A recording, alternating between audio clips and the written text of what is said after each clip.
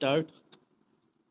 अध्यक्ष महोदय, वित्त मंत्री महोदय के बजट भाषण पर कई माननीय सदस्य अपने विचार व्यक्त कर चुके हैं।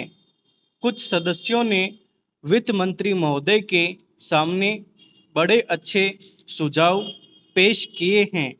मैं भी सदन को इस संबंध में अपने विचारों से अवगत कराना चाहता हूँ। सर्वप्रथम मैं कर के ढांचे के बारे में अपने विचार रखना चाहता हूँ। बजट में करों में कुछ छूट दी गई है, लेकिन कुछ चीज़ों पर कर बढ़ाए गए हैं जो आम आदमी के प्रयोग में नहीं आती है। वित्त मंत्री द्वारा करों में जो राहत दी गई है उसमें गरीबों को कुछ लाभ होगा, इसमें मुझे संदेह है। मेरे विचार में भारत की कर प्रणाली को बहुत सरल बनाया जाना चाहिए। कर इस प्रकार से लगाए जाने चाहिए जिसमें आम लोगों पर इसका असर न पड़े। हम देखते हैं कि सरकार किसी वस्तु पर थोड़ा कर लगाती है, लेकिन बाजार में उसके दुगुने दाम बढ़ जाते हैं। कर बढ़ाने के साथ साथ सरकार को यह भी करना चाहिए कि किस किस वस्तु के दाम नहीं बढ़ाए जाएंगे।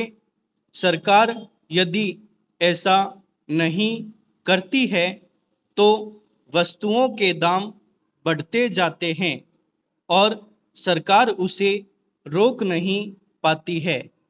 सरकार को ऐसा कदम उठाने चाहिए जिससे देश की गरीब जनता को लाभ मिल सके।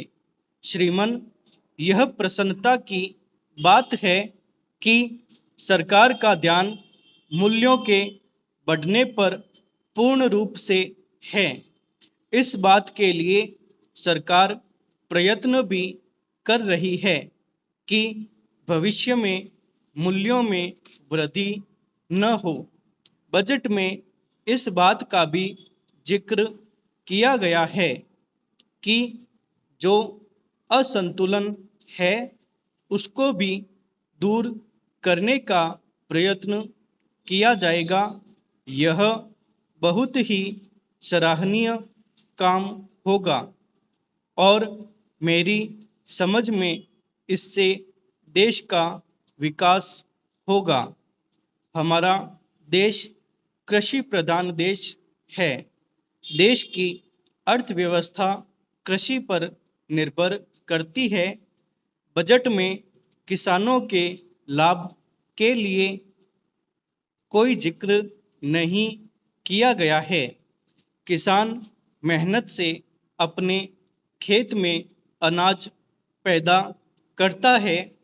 सरकार को चाहिए कि किसान के अनाज को बेचने की अच्छी व्यवस्था हो और उन्हें उचित मूल्य दिया जा सके। इससे किसान अपने खेत में पैदावार बढ़ाने का प्रयत्न कर सकते हैं। मैं मंत्री महोदय से निवेदन करना चाहता हूँ कि बजट में कुछ संशोधन कराने पर विचार किया जाए और उसमें ऐसे निर्णय लिए जाएं ताकि देश में जिस उद्देश्य के लिए मंत्रालय की स्थापना की गई है वह पूरा हो।